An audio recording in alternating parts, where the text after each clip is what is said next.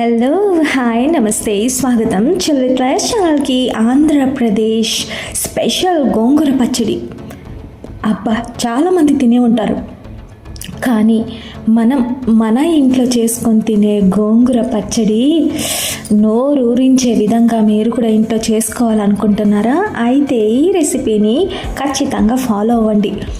మన పూర్వీకులు అంత ఆరోగ్యంగా ఉండడానికి కారణం వాళ్ళు వాడే ప్రత్యేకమైన పదార్థాలు. ఇంట్లో ఉన్న పచ్చిమిర్చి, ఎండుమిర్చి, ఇలా గ్రౌండెడ్ బయట దొరికే వస్తువులు వాడకుండా ఇంట్లోనే హ్యాపీగా ఈజీగా ఇంట్లో ఉన్న వస్తువుల్ని చేసి రోటి పచ్చడిలో నూరుకొని తింటుంటారు కదా.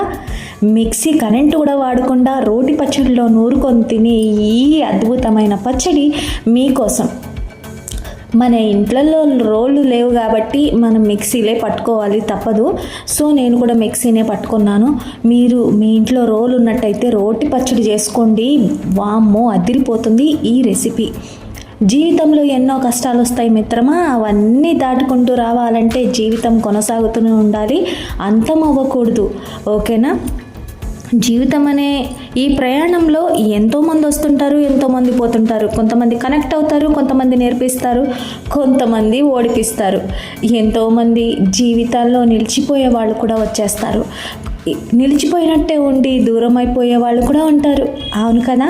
మీకు కూడా ఇలాంటి వాళ్ళు ఉంటే కమెంట్ సెక్షన్లో కమెంట్ చేయండి.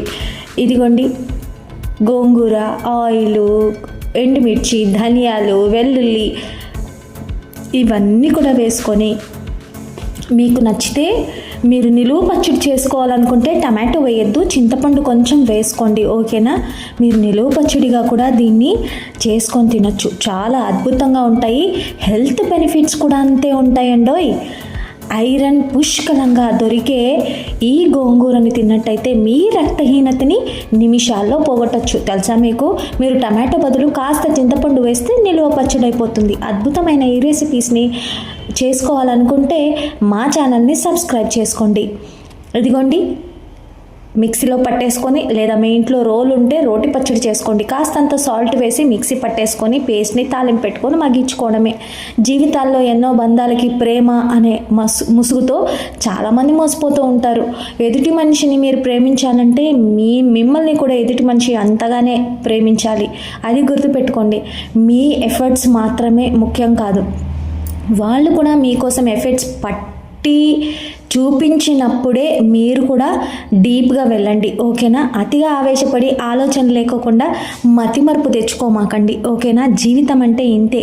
ఈ జీవితంలో కొనసాగాలంటే కొన్ని మర్చిపోవాలి, కొన్ని తెంచుకోవాలి, కొన్ని అనుభవించాలి, కొన్ని జీవితంలో సాగిపోతూ ఉండాలి.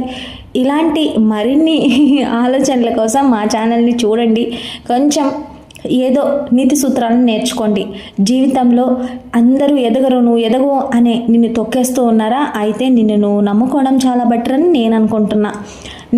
నన్ను నేను నమ్ముకున్నాను కాబట్టి ఇప్పుడు ఈ స్టేజ్లో యూట్యూబ్ ఛానల్లో కొనసాగుతూ ఉన్నాను. ఎదుటి మనిషిని నమ్మినంతకాలం నేను ఇంట్లో ఒక మూలలో ఒక కుర్చీలాగో, ఒక గోడలాగో, ఒక సోఫాలాగో ఉన్నాను. కానీ నన్ను నేను బయటకు తీసుకురావాలంటే నన్ను నేను నమ్ముకోవాలి, నా కష్టాన్ని నేను అనుభవించాలి, నా కష్టాన్ని బయటికి చూపించాలి. ఒక ప్లాట్ఫామ్ని, సోషల్ మీడియాను కూడా మీరు ఎట్ట పడితే అట్ట వాడమాకండి, కనీసం ఉపయోగానికి వాడండి. ఓకేనా?